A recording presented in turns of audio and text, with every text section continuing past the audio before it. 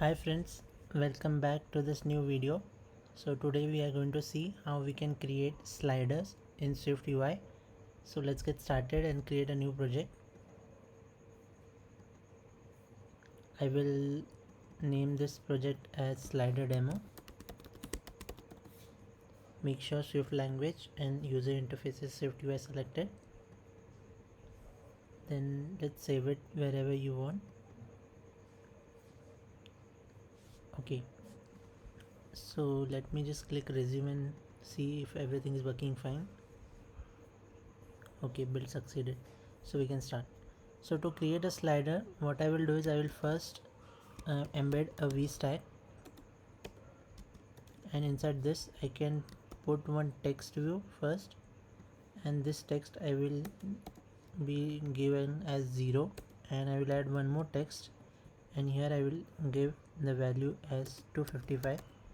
So what are we going to build is we are going to build a UI where we will use 3 sliders, and for those 3 sliders we will pass the value of 3 colors, that is RGB, red, green, blue, and we will change the color of our UI view or view, so using those slider values. So this will help us to understand how slider value is used.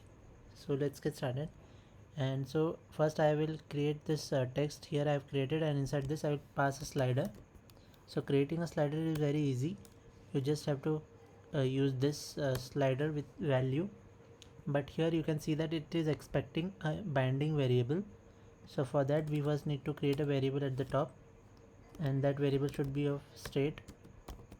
So state where as we are going to create 3 different sliders, red, green, blue, so I will first create a red slider value. It will be of type double, so let's use it. So as we have learned in our previous videos, to use a binding object or variable, we need to pass it with a dollar sign. So dollar our variable name. So like this it will create a slider.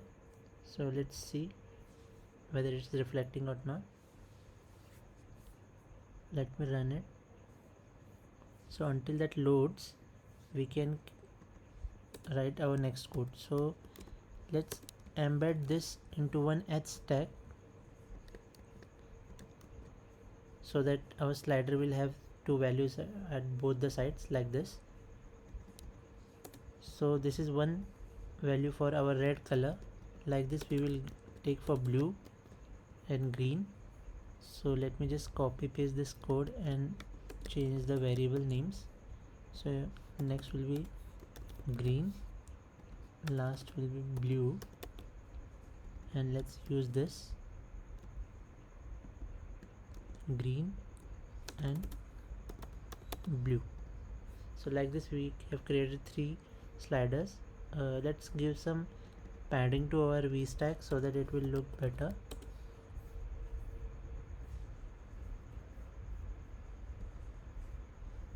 Okay, so now we can, so to use these sliders, as you can see now our slider is ready. So to use these 3 values, we will add one rectangle at the top, and we will give that rectangle a color of from these 3 sliders. So rectangle, let's fill the color in that rectangle, and to fill the color we will use color with RGB values, that is red, green, blue, and let's pass the 3 slider values here, red, green and blue. And let's add a corner radius for our rectangle. So I will add corner radius of 20. Okay, let's see. Okay, so now we can see that our rectangle is there at the top, and we have slider also. One more thing what we can do is we can give color to our these values, so we will come to know that this is red, green and blue. So for that we simply give foreground color.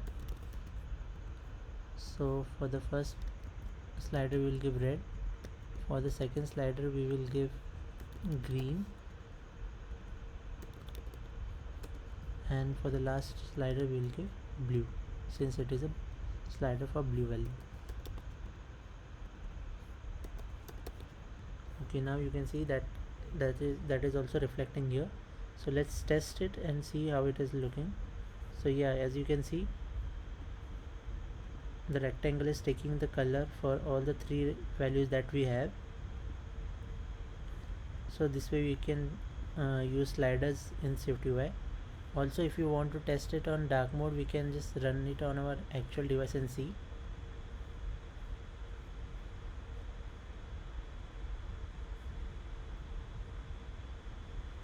So this is very simple to use. As you have seen, we just need to pass the uh, value, which should be a binding type, and it will, so that it will store the values in these variables. That's why we need a binding variable there, and we can use that value for, like here we have used it for our rectangle. Like this you can use it. So now our app is running. Let's see how it looks in the dark mode. Since we are using directly the system colors red, green, blue, so it should automatically work for dark mode. So let's start. Yeah, you can see that it looking much better in dark mode. So yes, that's all for today's video, guys. I hope you have learned something new. Thank you, and if you have any doubts, you can ask them in the comment section below. Thank you.